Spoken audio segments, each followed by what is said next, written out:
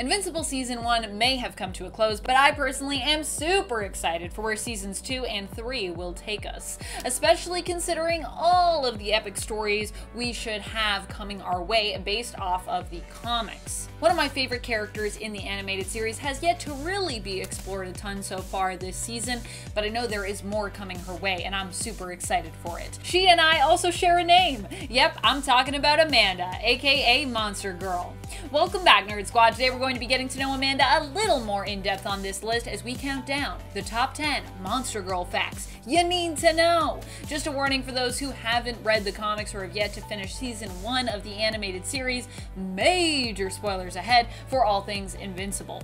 Alright, now let's get counting. Number 10, first appearance. Monster Girl first appears in Invincible issue number 9. Her appearance is similar to the show. She shows up to try out for the new Guardians of the Globe team, which is being led by Robot. However, the competition seems a lot more fierce in the comics in comparison, with tons and tons of established and potential heroes showing up for tryouts. Apparently, the gig pays really well.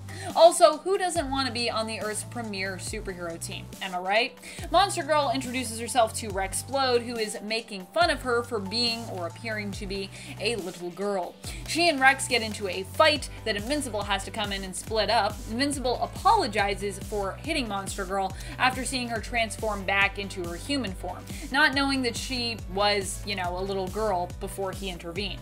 But Monster Girl shrugs it off, saying that she can't get hurt while in her monster form anyways, and she simply asks anyone if they have a cigarette, revealing right off the bat that she is definitely not what she seems. And friends, before we move on to this next point, if you are enjoying this list and you want more lists like it, please let us know by giving this video a thumbs up. Seriously, it really does help us out here at the channel.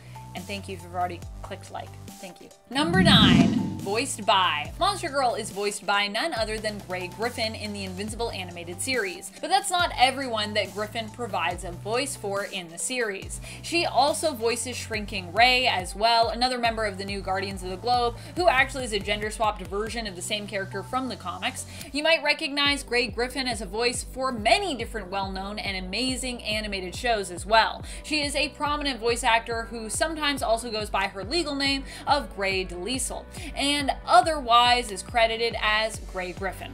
Grey provided the voice for Vicky in Fairly Odd Parents, Mandy in The Grim Adventures of Billy and Mandy, I love that show, Azula from Avatar: The Last Airbender, Sam from Danny Phantom, as well as Frankie, the Duchess, and Goo from Foster's Home for Imaginary Friends, one of my personal all-time favorite animated series. I love Foster's.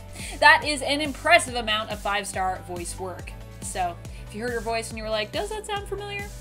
First of all, it probably doesn't quite sound familiar because I feel like she's such a good voice actor. She's got that camouflage thing going on. But yeah, she's awesome. Number 8, origins. Amanda got her powers from a curse. While on a trip to Europe, she fell in love with a boy whose grandmother did not approve. His grandmother also happened to know a thing or two about magic. After witnessing her grandson and Amanda getting busy, she placed a curse on the girl using a strand of her hair. I feel like if someone were gonna curse me using a strand of my hair, that would be like way too easy because I shed like crazy. I have so much hair. So yeah, note to self, do not let any magic users near any place I've ever been in, because they could definitely curse me. On the plane ride home, Amanda learned of this curse that was placed on her, not sure really what to make of it at first, or what had caused it initially. She didn't really understand what was going on yet. She transformed into a hideous monster who also appeared to be male. Initially, Amanda had trouble controlling her transformations, but eventually she managed to change at will and turn the curse into a kind of superpower that she would use to fight crime. Number 7, powers.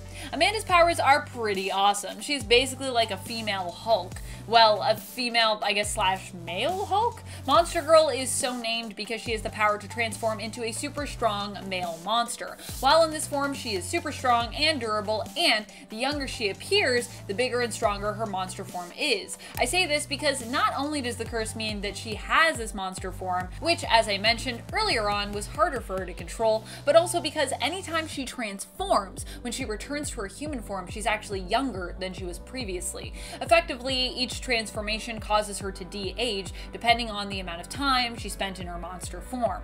In the animated series, she explains that she is actually in her 20s, but just appears as a young girl because of this part of her curse. She actually used to go by Monster Woman, but had to change her name to Monster Girl as she appeared more and more younger, and it was kind of getting weird and confusing to call herself Monster Woman, or to explain to people like what was going on. Number 6, most powerful form.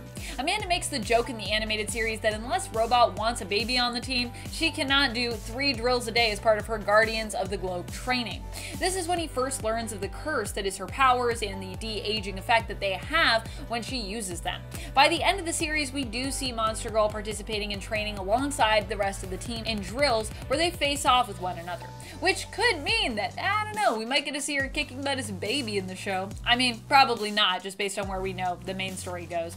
But if that was a thing, why would it be so cool, you might be wondering, if you haven't read the comics? Well, the younger her human form appears, as I said earlier, the more powerful and gigantic her monster form is. In the comics, we actually meet an alternate version of Monster Girl who has regressed to her human baby form.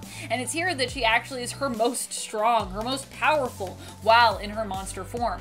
As a baby, she transforms into a Godzilla-like monster when it comes to power levels and mass. Number 5, alternate realities. That isn't the only alternate version of Monster Girl that we've seen, actually. In issue 34 of Invincible, Mark ends up traveling through other dimensions during his fight with the reality-hopping villain, Angstrom Levy.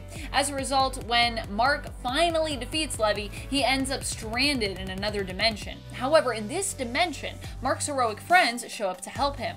Their version of Mark actually disappeared 15 years ago, going to fight Levy, but then never returning from that battle. So this version of the heroic band of friends is older by 15 years. Monster Girl herself is also part of the team that shows up. We only see her in her monster form, but here in the future, or just in the dimension in general, she sports a different costume. We don't know much about these versions of our heroes or like what inspired the change to Monster Girl's costume. The color scheme for it here appears to be black, yellow, and white. Or is that dark blue? I can never tell. I think it's black. And you'll notice that Monster Girl doesn't seem to be sporting the belt she acquires later on in the main reality. Number 4, belt. Speaking of that belt, because of the complications that come with Amanda's powers, she of course typically uses her powers pretty sparingly. That is until Robot ends up constructing a belt for her that helps to compensate for the effects of her curse. The belt works by taking and storing a copy of her DNA before she transforms, preventing her from reverse aging when she transforms back into her human self. Yay! Truly, this would likely be a super useful gift for Monster Girl, allowing her to keep aging as opposed to constantly worrying about appearing younger and younger and younger still, even as her mind gets older. Although I'm sure some people would see that as not as much of a curse. Some people would probably be like, yay, I get younger. Though I do feel like if you're like a child, but you have like the age of someone who's in their 20s or 30s or something like that, that would be pretty weird. Number 3, aging is weird. Because Amanda was so used to de-aging for so long and being stuck in the body of a young girl for so long, she actually found it really weird when she was an adult permanently all the time. Amanda loved being an adult, but still found the changes to her body kind of hard to adapt to at first. She once commented that despite the fact that she had years to get used to returning to her adult form permanently, she doubted she would ever get used to her boobs, which she exclaimed kind of got in the way. It must be really interesting to be trapped in the body of a kid and then go back to being a grown woman, but then also having her male form when she's a monster. Honestly, I also think Amanda is a really cool hero because she's kind of a character that perfectly embodies that like exploration of both the masculine and feminine and like those parts of your psyche, but with superpowers. I think the exploration of masculine and feminine when we talk about like ourselves is so interesting. Anyways, I think philosophy is cool and exploration of self is cool. Number 2, Robot. In the comic series, Robot and Monster Girl have a very close relationship. They actually end up even falling in love and ruling an empire together. Which empire? The Flaxen Empire, if you can believe it. Amanda and Rudy, aka Robot, found themselves trapped in the Flaxen dimension after responding to another invasion attempt of theirs. They spent hundreds of years in the Flaxen Empire, aging very slowly, and eventually ended up taking over and ruling side by side.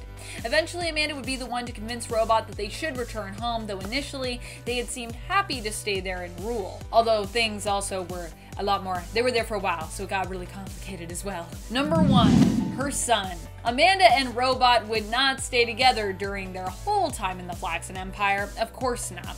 It even took them a long time to come together romantically while they were there, and even while they were in love, they would have arguments and disagreements about how best to rule that would ultimately tear them apart for a time. During that time, Amanda had a relationship with one of the Zaxel twins. Now, the Zaxels had been the royal family before Amanda and Robot had taken over the Flaxen Empire.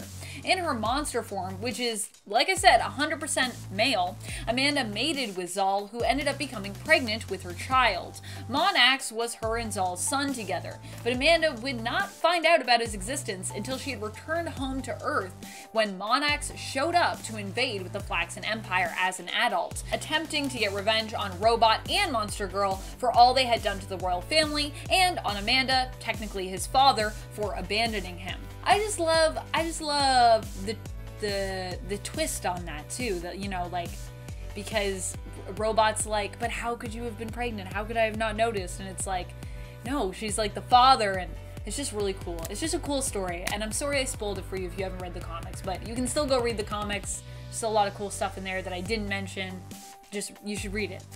Everything I've read is so good. What are your favorite facts about Monster Girl? Do you think she's one of the most powerful members of the Guardians of the Globe? Are you excited for more Monster Girl action in Season 2 and in Season 3 of the animated series? Let us know in the comments below. This has been Top 10 Nerd, and I am your host, Amanda McKnight, saying thank you so much for watching and reminding you, as always, to stay nerdy, YouTube.